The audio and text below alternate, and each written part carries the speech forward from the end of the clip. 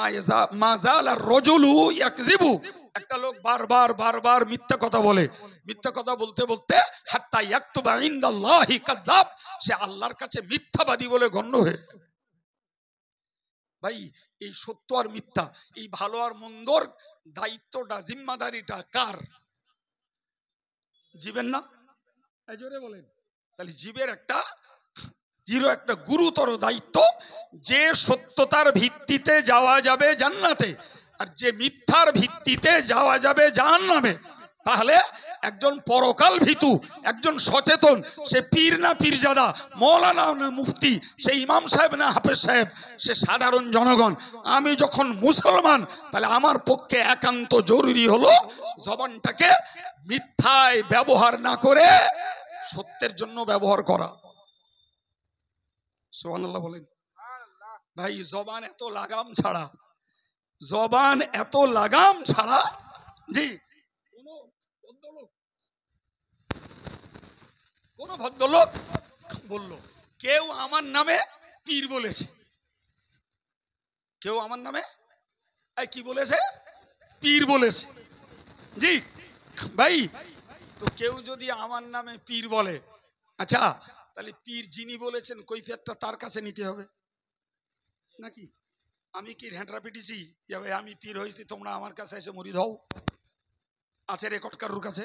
হ্যাঁ, এখন যদি তার পাল্টা কেউ বলে শয়তান তবু পীর হতে পারে, এ কোনোদিন পীর হবে না। আচ্ছা এটা কোনো মুসলমানের ভাষা হলো? হ্যাঁ, ঘুরিয়ে যদি জিজ্ঞেস করা হয় যে শয়তান পীর হবে, তোমার কাছে কোনো রেকর্ড আছে? কোরআন হাদিস ইজমা কিয়াসের কোনো দলিল আছে? জি ভাই, মাতিন সাহেব আবেগে বলি আর হকিকতে বলি, জামিয়ার ইসালে সাহেবে মাতিন সাহেব আমার নামে জিন্দাবাদ দিল আমির শরীয়ত বলে। জি, একজন জ্ঞানী পণ্ডিত, অত্যন্ত মহাবুদ্ধিজীবী ব্যক্তিত্ব, তিনি বললেন এ আমিরুস শরীয়ত না, আমিরুস শয়তান। এ ভাষার কোনো আলিয়াটক আছে? কথা বলেন। জি ভাই, স্লিপ অফ টাং, XYZ, যে কেউ ভুল বলতে পারে, কিন্তু যে কথাগুলো বারবার বার হয় ওগুলো কি ভুল? ওগুলো তো ভুল না, ওগুলো ইচ্ছাকৃত, ওগুলো ইচ্ছাকৃত। সুতরাং আমি সবার কাছে অনুরোধ করে বলবো যে জবানটা লাগাম লাগালে ভালো হবে। কার ভালো হবে? জোরে বলেন। ভাই হযরত আবু যার গিফারি রাদিয়াল্লাহু আনহু, নবী পাকের সাহাবী, তিনি শুনছেন একজন ব্যক্তি তার নামে গাল দিচ্ছে। একজন ব্যক্তি কি বলেছি বলেন? তার নামে গালি দিচ্ছে।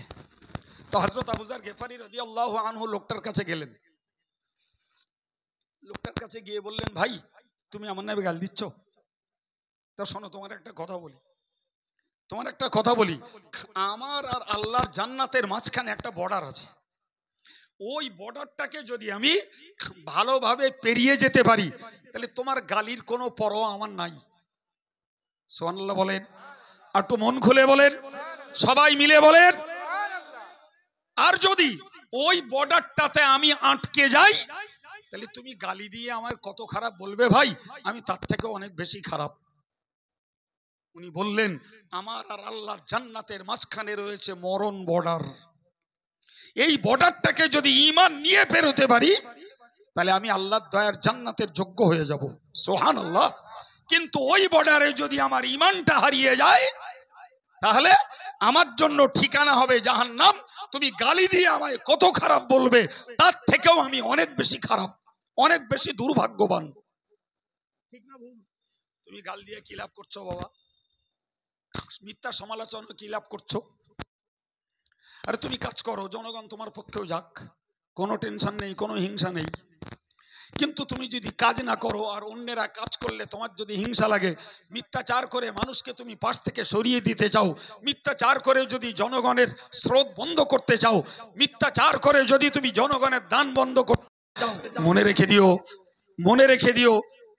রেখে দিও যে কোরআন বলেছে ইউরিদুনা লিউতফিউ নূরাল্লাহি বিআফওয়াহিহিম। যে ইসলামের দুশমনেরা ইসলামের শুরু লগ্ন থেকে চেয়েছিল আল্লাহ পাকের হেদায়েতের জ্যোতিটাকে ফু দিয়ে নিভিয়ে দেবে। ফু দিয়ে ল্যাম্প লেবানো যায়, ফু দিয়ে ইলেকট্রিক লাইট আর টিউব লাইট লেবানো যায়। ফু দিয়ে যারা ইলেকট্রিক লাইট টিউব লাইট লেবাতে চায় তাহলে এদেরকে নিঃসন্দেহে ব্রেনের ট্রিটমেন্ট করা ছাড়া কোনো উপায় নাই। বলেন বলেন জি ভাই, কোরআনের বক্তব্য আল্লাহ বলেছেন, আল্লাহ স্পষ্ট বলেছেন আল্লাহু মুতিম্মু নূরি, আল্লাহ চান তার হেদায়েতের জ্যোতিটাকে কমপ্লিট করে ছাড়বেন। আর একটু জোরে বলেন, আর একটু জোরে বলেন। মা আমিনার সেই কুঁড়ে ঘরের প্রজ্বলিত ইসলাম আজকে সারা পৃথিবীর সমস্ত দেশগুলোতে পৌঁছে গেছে। অথচ একে গলা টিপে মারার জন্য আবহমান কাল ধরে বিরোধী সম্প্রদায়রা চেষ্টা কম করেছে। আমি কখনো সখনো বলে ফেলেছি Islam as a tube, Islam as a spring. আচ্ছা বলেন দিন, হাত দিয়ে স্প্রিং কে চেপে ধরে রাখা যায়? জোরে বলেন, ক্ষমতা আছে? আপনি সর্বশক্তি নিয়োগ করে স্প্রিং কে চেপে দেবেন, যেই ছাড়বেন ও মাথা চাড়াই দিয়ে আপন জায়গায় ঠেলে উঠবে। ভাই সুইমিং পুলে সাঁতার কাটে টিউব চেপে, লরির টিউব, বাসের টিউব, এইসব চেপে চেপে জি বড় বড় শহরগুলোতে তাদের বাচ্চারা সাঁতার শেখে। সাঁতার স্বাস্থ্যের জন্য বিরাট উপকারী জিনিস। সুতরাং তারা জলাশয় পায় না, পুকুর পায় না, তারা পরিগ্রাম্য পল্লীতে বাস করে না, ওই ছাদের মাথায় সুইমিং পুল করে রেখেছে, সেখানে টিউবে সাঁতার কাটে। আচ্ছা 10টা-12টা ছেলে মিলে যদি একটা টিউব চেপে ধরে, চুপিয়ে ধরে, ডুবাতে পারবে? এই যে মনে হচ্ছে এরা পারবে, বোধহয় পারবেন। আপনারা পারেন? তা চলেন দিন পুকুরি দেই, টিউব দেন, কত ক্ষমতা আছে। আরে এক সাইড ডুবলে আর এক সাইড ঠেলে উঠবে না, চারিদিকে সবাই মিলে সমান হারে ধরে ওরে চোবা বাপ। তোর শক্তি যতক্ষণ ততক্ষণ চুবিয়ে রাখবি, তুই নিজেই ক্লান্ত হয়ে চিৎপাত হবি, টিউব ঠেলে উঠবে। কথা বলে। সুতরাং অল ইন্ডিয়া সুন্নাতুল জামাত, অল ইন্ডিয়া সুন্নাতুল জামাত সত্যের পক্ষে, হকের পক্ষে, জাতির সেবায়, জনগণের সেবায়, শিক্ষার আন্দোলনে, অন্যায়ের প্রতিবাদে কাজ করছে। এটাকে যারা অবান্তর ভেবে, এটাকে যারা অন্যায়ভাবে দূষিত করে চোবাতে চাইবে, ডোবাতে চাইবে, তোর শক্তি হারিয়ে যাবে, এ টিউব যথারীতি ঠেলে উঠবে।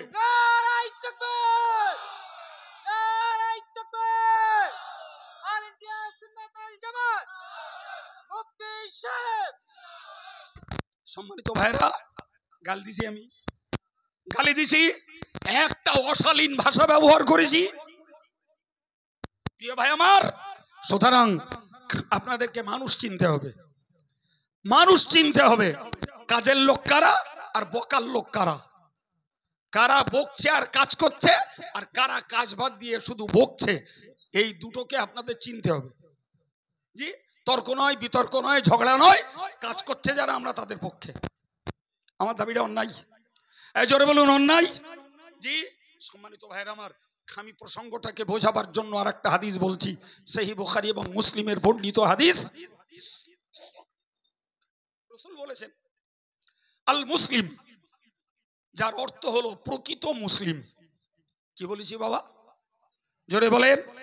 প্রকৃত মুসলিম মান সালিমাল মুসলিমুনা মিন লিসানিহি ওয়া ইয়াদিহি, যার হাতের দ্বারা আর যার জবান দ্বারা আর একজন মুসলমান কষ্ট পায় না, বরং নিরাপদে থাকে। বাংলাটা মুখস্থ করুন, আরবি মুখস্থ ও ওই যন্ত্র করুন। আপনারা বাংলাটা মুখস্থ করেন। কোন যন্ত্র? হ্যাঁ বলেন, মোবাইল। ও আরবি ওরা মুখস্থ করুক, আমরা বাংলাটা করি, বাঙালির বাচ্চা। কি বলেছি? প্রকৃত মুসলমান ওই লোকটা যার জবান দ্বারা আর হাতের দ্বারা অন্য কোন মুসলমান কষ্ট পায় না, বরং নিরাপদে থাকে। মুখস্থ হয়েছে? তাহলে আমার জবান দ্বারা যদি আর একজন মুসলমান কষ্ট পায়, তাহলে আমি আল্লাহর কাছে পূর্ণাঙ্গ প্রকৃত মুসলমান নই। আমার হাতের দ্বারা যদি আর একজন মুসলমান কষ্ট পায়, তাহলে আমি প্রকৃত পূর্ণাঙ্গ পারফেক্ট কমপ্লিট মুসলমান আমি নই। এখন যদি আমাকে পারফেক্ট মুসলমান হতে হয় তাহলে আমার জবানের অশালীনতা সামলাতে হবে এবং আমার হাতের অপকর্ম, হাতের আমার বদ স্বভাবটাকে সামলাতে হবে। তাহলে আমি অন্যান্য ইবাদত আমলের বিনিময়ে আল্লাহর কাছে একজন প্রকৃত মুসলমান হলে গণ্য হতে পারবো। জি, হাদিসের বাস্তবমুখী ব্যাখ্যা এখনো ছাড়াইনি, আপনাদের সবার মাথায় যাইওনি। এবার একটু নেন ভাই, রাসূল এই দুটো কথা কেন বললেন? দুটো কথা কেন বললেন ভাই? একটা হলো জবান দিয়ে গাল দিয়ে আঘাত করে কাউকে মনে কষ্ট দেওয়া যায়, হ্যাঁ না বলেন, যায় না? যায় না? তাহলে আমার জবানটাকে যদি আমি হেফাজত করি তাহলে আমার মুখের কদর্য ভাষায়, ঘৃণ্য ভাষায়, অশালীন ভাষায়, মিথ্যা প্রচারে, আমার সমালোচনায়, আমার গীবত গেল্লায় আর একজন কষ্ট পেল না। কথা বুঝতে পারছেন? কিন্তু এবার একটু বলি ভাই, আমি এখানে বসেছি, স্টেজ নিয়েছি, কোরআন হাদিসের পক্ষে কথা বলবো, তাই জি এখন আমি স্টেজে বসলাম, বসে শিরকের বিরুদ্ধে বললাম, ভালো করে খেয়াল করুন, সুদের বিরুদ্ধে বললাম, মদের বিরুদ্ধে বললাম, জুয়ার বিরুদ্ধে বললাম, অনলাইনে লটারির বিরুদ্ধে বললাম, যারা ভগলামি করে টাকা কামাই করে তাদের বিরুদ্ধে বললাম, ভাই যারা চিট ফান্ডের ব্যবসা করে তাদের বিরুদ্ধে বললাম। আর আপনি এই হাদিসের কথা শুনে মনে মনে করলেন এই কাইম সাহেব বলল যাদের কথায় কোন মুসলমান কষ্ট পাবে সে ভালো মুসলমান নয়। তো কাইম সাহেব এই যা বলছে তো ওই লোকগুলোর অন্তরে লাগতেছে। ভাই সুদখোরের বিরুদ্ধে বলি সুদখোরের মনে লাগবে না? যে শিরক করে দরগায় যেয়ে মাথা ঠোকে ওর বিরুদ্ধে বললি লাগবে না? কথা বলে, যে অনলাইনে লটারি কাটছে ওর বিরুদ্ধে বললে তার কলিজায় লাগবে না? যে মেয়েরা বেপরদায় ঘুরছে এদের বিরুদ্ধে বললে এদের কলিজায় লাগবে না? বলেন বলেন, এখন এবার বলেন এই কথাগুলো এদের বিরুদ্ধে বলেছেন কে? জোরে বলেন। ওয়াজ আব্দুল কাইয়ুম করে না, ওয়াজ অন্য কোন বক্তা যারা কোরআন হাদিসের কথা বলে তারা করে না, ওয়াজ করে রেখেছেন আল্লাহ। সুদের বিরুদ্ধে সুদখোরের বিরুদ্ধে বলে রেখেছেন আল্লাহ, গানের বিরুদ্ধে বলে রেখেছেন আল্লাহ, জুয়ার বিরুদ্ধে বলে রেখেছেন আল্লাহ, জি বেপরদার বিরুদ্ধে বলে রেখেছেন আল্লাহ, অবৈধ কামাইয়ের বিরুদ্ধে বলে রেখেছেন আল্লাহ, পাশাপাশি সেই কথাগুলোকে আরো ডিসকাস করেছেন রাসূলুল্লাহ। তাহলে ওই আল্লাহ এবং রাসূলের কথাগুলোর উদ্ধৃতি দিয়ে মানুষকে বলাই হলো হেদায়েত তথা সঠিক রাস্তা দেখানো। এতে যদি তুমি কষ্ট পাও ভাই তাহলে ও কষ্টের ধার ধারে না ইসলাম, ও কষ্টের ইসলাম ধার ধারে না। বরং নবী বলেছেন কুলিল হাক্কা ওয়ালাউ কানা মুররান, তুমি সত্য কথা বলো যদিও তা তিতো লাগে। যদিও তা তাহলে তিতো লাগলেও কি কথা বলতে হবে? আর আমি এই কথাটা বলছি, আর একজন বক্তা তিনিও ওই কথাটা বললেন জি যে সত্য কথা তিতো লাগলেও আমরা সত্যি কথা বলছি। এখন তুমি সত্যি বলছো মিথ্যা বলছো, তুমি জবাব তুমি আল্লাহকে দেবা, আর আমার জবাব আমি আল্লাহরে দেবো না কারো দেবো? মাঝখানে জনগণ নিয়ে খেলা, ম্যান পাওয়ার কার কত বেশি ওরই টেস্ট চলছে। কথা বুঝতে পারেননি? ম্যান পাওয়ার কার কত বেশি ভাই? তো ম্যান পাওয়ার দেখিয়ে দুদিনের দুনিয়া কাটানো যাবে, কিন্তু মূলত আল্লাহর কাছে সত্যতার বিচার হবে না? হবে না? হ্যাঁ, প্রিয় নবী বললেন ইউজাহিদুনা ফি সাবিলিল্লাহি ওয়ালা ইয়াখাফুনা লাউমাতা লাইম, যারা আল্লাহর রাস্তায় চেষ্টা করে, আল্লাহর রাস্তায় যারা সাধনা করে, আল্লাহর রাস্তায় যারা সংগ্রাম করে, এরা কোন তিরস্কারকারী তিরস্কার, গালি দাতার গালি, কোন ভৎসনা দাতার ভৎসনা এরা পরোয়া করে না। এই কথা বুঝতে পারেননি? জি ভাই, অল ইন্ডিয়া সুন্নাতুল জামাতের কর্মকর্তারা, এদের দায়িত্বশীল কর্তব্য পরায়ণ নেতৃস্থানীয় লোকেরা অন্যের কাছে যা গাল খায়, অন্যের কাছে যা সমালোচনা খায়, পাল্টা বলো ফিরিয়ে দেয়নি। জবাব দিয়েছি, জবাব এক জিনিস, আর গাল ফিরিয়ে দেওয়া জি, জবাব এক জিনিস আর গাল ফিরিয়ে দেওয়া, জোরে বলেন। জি ভাই, কাইয়ুম সাহেব 33 বছর ধরে ফতোয়ার খেদমত করে। আগে নিজেই করতে হতো, আলহামদুলিল্লাহ এখন জামিয়ার যথেষ্ট যোগ্য ছেলে তৈরি হয়েছে, তারাও আমার ফতোয়ার কাজে সহযোগিতা করে। কথা বুঝতে পারছেন না?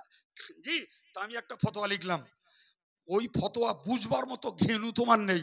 এখন তুমি যদি না বুঝিয়ে বলো কাইয়ুম সাহেব ভুল ফতোয়া দিয়েছে, তা তুমি একটা তসবিহ নাও, তসবিহ নিয়ে বলো কাইয়ুম সাহেব ভুল ফতোয়া দিয়েছে, কাইয়ুম সাহেব ভুল ফতোয়া দিয়েছে, কাইয়ুম সাহেব ভুল ফতোয়া দিয়েছে, কাইয়ুম সাহেব ভুল। তিনি 1000 বার করে পড়ো, আর আমি যদি ঠিক ফতোয়া দেই তা আমার যাজা আমি আল্লাহর কাছে পাবো বলো। জি, কিন্তু আমি ভুল দিয়েছি না ঠিক দিয়েছি তার পরীক্ষা যদি করতে হয়, বুকের পাটা থাকলে কাইয়ুম সাহেবের সামনে বসতে হবে।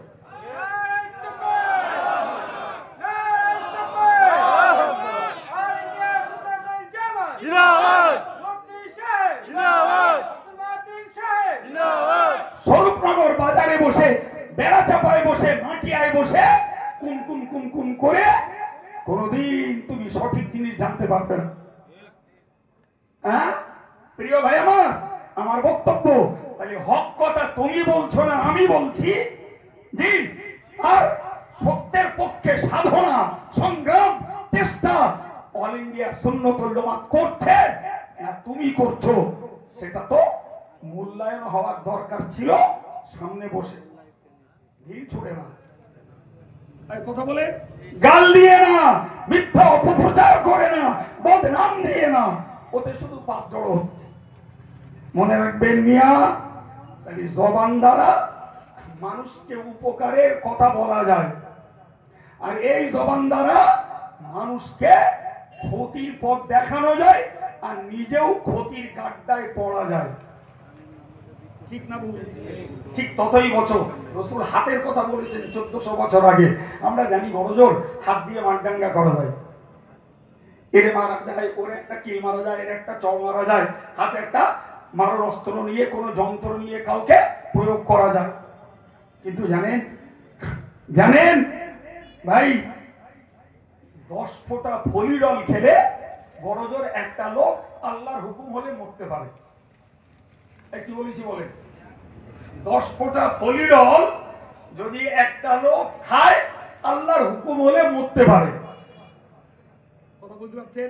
আর 10 ফোঁটা কলমের খরচ করে হাত দিয়ে কিছু লিখলে একটানা লক্ষ লক্ষ মানুষের জীবন হানি ঘটতে পারে।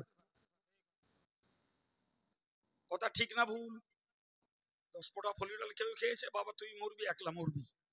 কিন্তু আমি 10 ফোঁটা কলমের কালি খরচ করে একটা কিছু লিখে দিলাম, সেই লেখনির জেরে লাখো লাখো মানুষের জীবন হানি ঘটতে পারে। জি, ফলিডল যত বিষাক্ত, যদি হাত দ্বারা অকথা কুকথা লেখা হয় তাহলে এর থেকে আরো হাজার হাজার গুণে বিষাক্ত লেখনি। আর আজকের যুগে লেখনির জন্য কলম কালি লাগে না বাপ, এখন মোবাইল হয়েছে, হোয়াটসঅ্যাপ হয়েছে, ফেসবুক হয়েছে, জি টুইটার হয়েছে, ওতে লিখে বলেন না স্বরূপনগর বসে লিখে সারা পৃথিবীর প্রবাসী বাঙালির কাছে যারা ফেসবুক চালায় হোয়াটসঅ্যাপ চালায় তাদের কাছে পৌঁছে দেওয়া যায়। তাহলে এক ঢিলি কত কাজ করা যায়।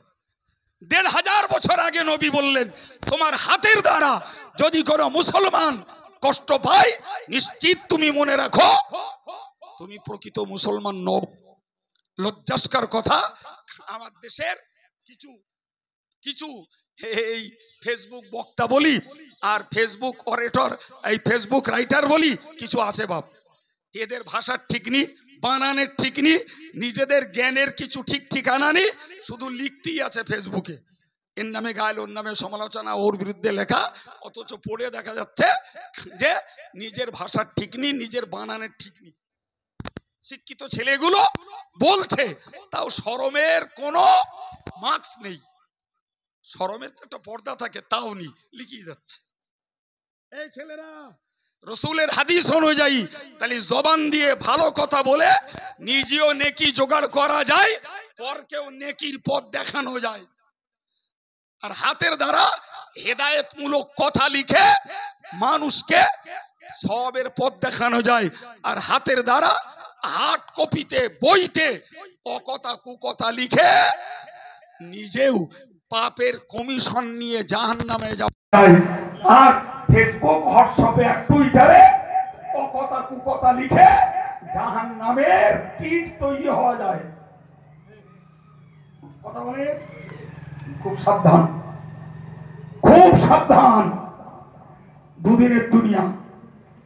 আমি যে কথা আব্দুল কাইয়ুম বলছি, নিশ্চিত আপনি আমার জায়গায় আসলে হয়তো আপনি আমাকে বলবেন, কিন্তু আবারও বলছি, আবারও বলছি, দুনিয়ার মুফতি আর পীর আর পীরজাদা যেই বিচার করুক, প্রত্যেকটা মানুষের সব থেকে শ্রেষ্ঠ সূক্ষ্ম বিচারক হলো তার বিবেক। সূক্ষ্ম বিচারক কে? সূক্ষ্ম বিচারক কে? তুমি তোমার বিবেকে বুঝো।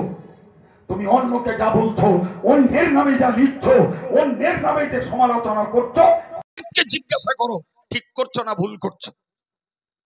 আর আমি আমার বিবেককে জিজ্ঞাসা করি, আমি আমার ভাষার শালীনতা, সাহিত্যের সাধু ভাষায় আমি যে জবাব দিচ্ছি আর জনগণকে যা শেখাচ্ছি, আমার বিবেকের কাছে আমি দায়বদ্ধ আসামি যে আমি ঠিক বলছি না ভুল বলছি। তুমি কি বলবে?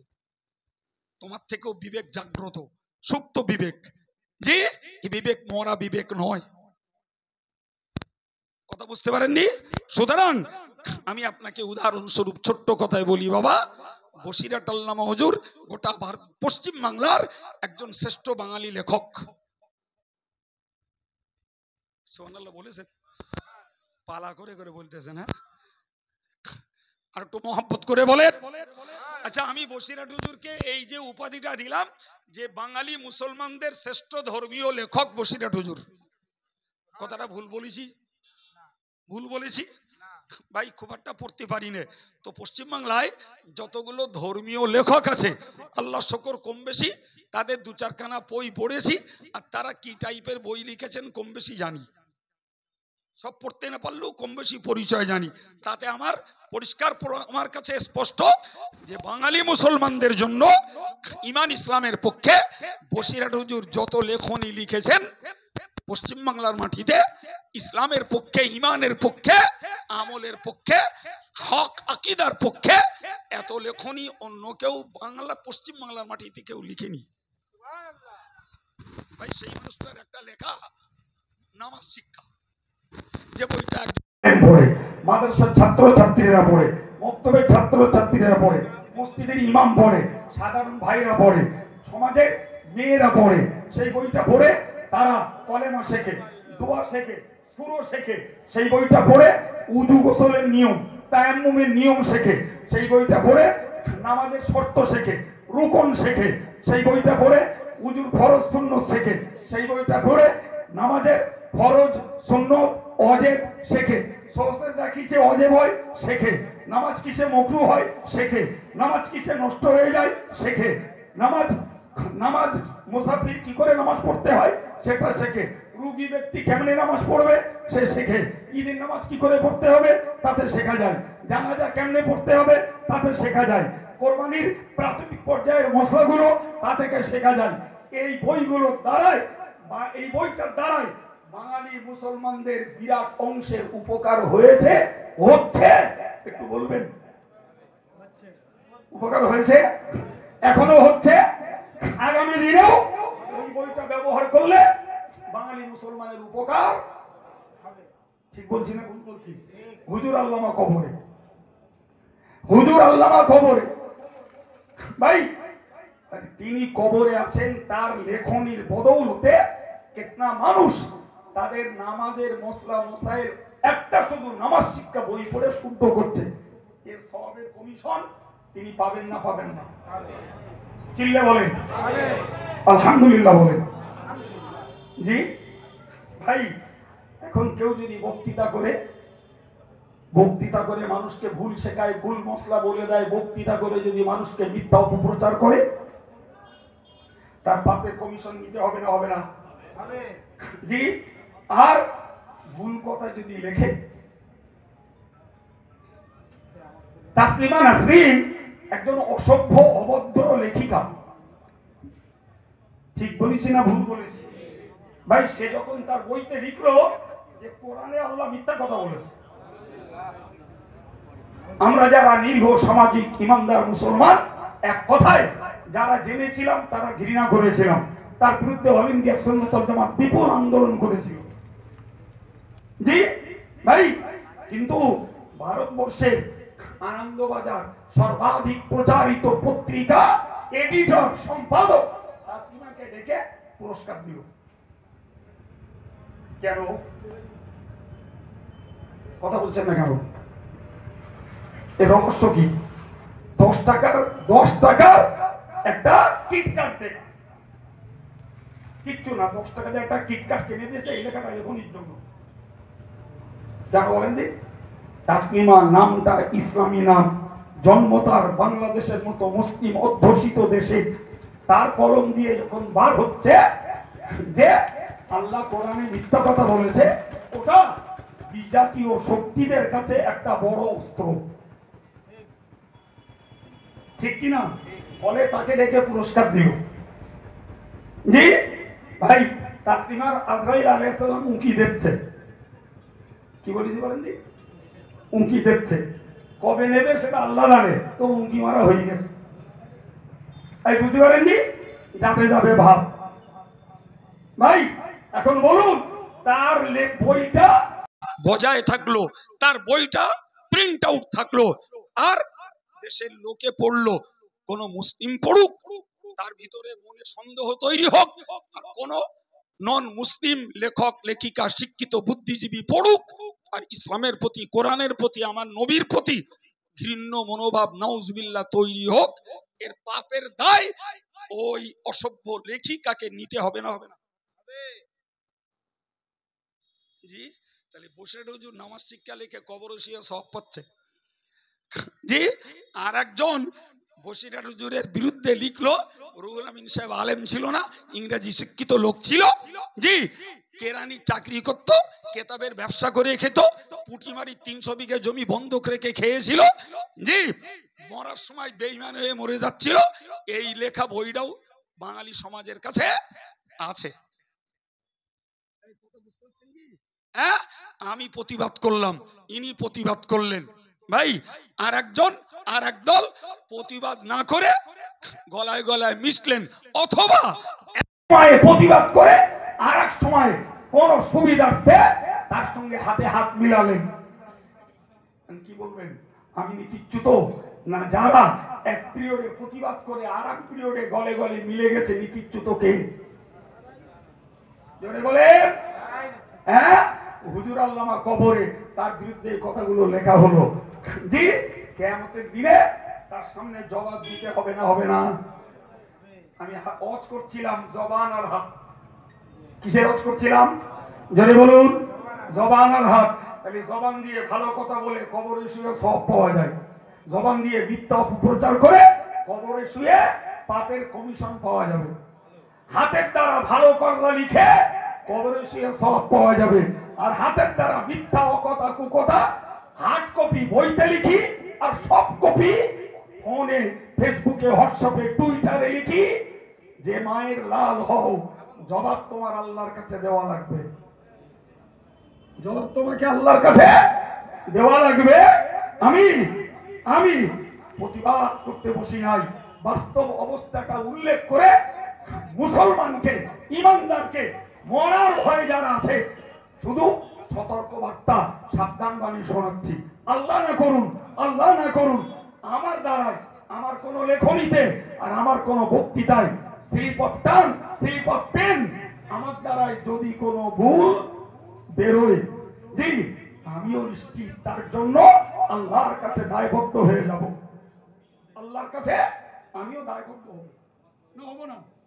জোরে বলেন, হব না? হব না?